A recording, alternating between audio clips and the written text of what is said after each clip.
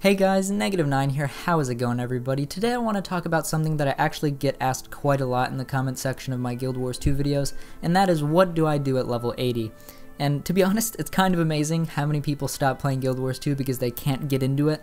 And in the past I've actually made like whole videos dedicated to answering this question, but I don't think I really did a great job of explaining it before, so I'm gonna try again. First of all, if you can't get into the game, you're not doing anything wrong. Guild Wars 2 is a game that really doesn't do a good job of directing players, which in some ways is kind of a good thing because it gives you that freedom of choice, but it also causes a lot of problems for new players and even existing players like myself. In a way, you kind of have to make your own fun in Guild Wars 2, and by that I don't mean that there's nothing to do in the game. By this I mean that I find I enjoy the game a lot more when I set goals for myself. I'm the kind of player that always needs something to work towards, and once you get to level 80 you kind of lose that clear path of progression. All of a sudden, instead of moving on to the next zone to continue leveling, you have actual options. All of a sudden you have the choice to go try out one of the 2 expansions. You can try your hand at raiding, or PvP, or fractals. And for some people I think this is overwhelming, especially if you don't know how the game works. I usually see new players trying to just jump straight into things like fractals or raiding just because they feel like that's what they should do.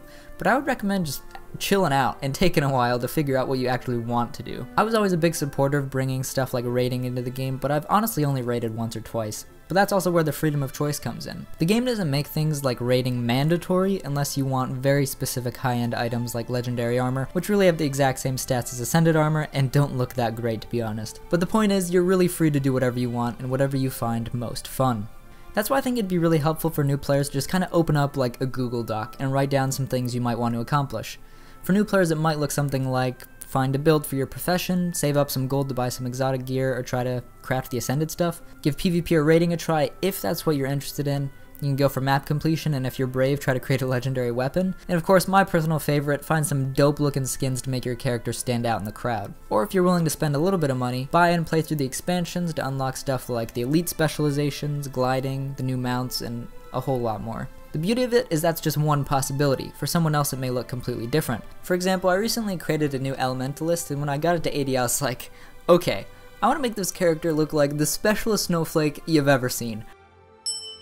So I went through the Guild Wars 2 wiki and looked at a bunch of skins, and I picked a couple that I wanted to go for. And then I figured out what I had to do to acquire each item. One item requires that I farm dungeon currency, so I have the choice of either running a dungeon a couple times, or using one of the PvP reward tracks to grind the currency while I PvP or World vs. World. For another item I'm going to have to go back and collect achievements from a particular Living World episode, and then the sword skin I want will make me go all the way back and play the original game to unlock 10 Hall of Monuments points. I thought it was about time I got the Fiery Dragon sword. So you can really see how setting goals for yourself really gets you engaged in all sorts of aspects of the endgame, and who knows, maybe you'll stumble across some particular aspect of the game that you really love. Anyways, I hope this makes a little bit of sense, and I hope you guys start finding new ways to enjoy playing the game. I know I often get bored and kind of lose track of things I want to accomplish, so I stopped playing for a couple weeks. And that's actually perfectly fine. Guild Wars 2 clearly isn't for everybody, and if you don't enjoy yourself, don't sweat it. I would highly recommend checking out sites like MetaBattle if you're looking for a cool build, or if you're into fashion wars like myself, Guild Wars 2 Style is an awesome site where people post all their tricked out characters they've made, and it's a great place to find some inspiration for your own characters. If you're an achievement hunter and you want some cool titles and stuff, you can always check out the Guild Wars 2 wiki or your in-game achievement panel for some ideas as well. So I think that just about does it. If you enjoyed the video and you want to see more videos like this, feel free to drop a sub. It would certainly mean a lot to me. And if you want to be notified whenever I upload, be sure to enable notifications for my videos by clicking on the little bell icon on my channel page. So thank you guys very much for watching, and I'll see you guys next time.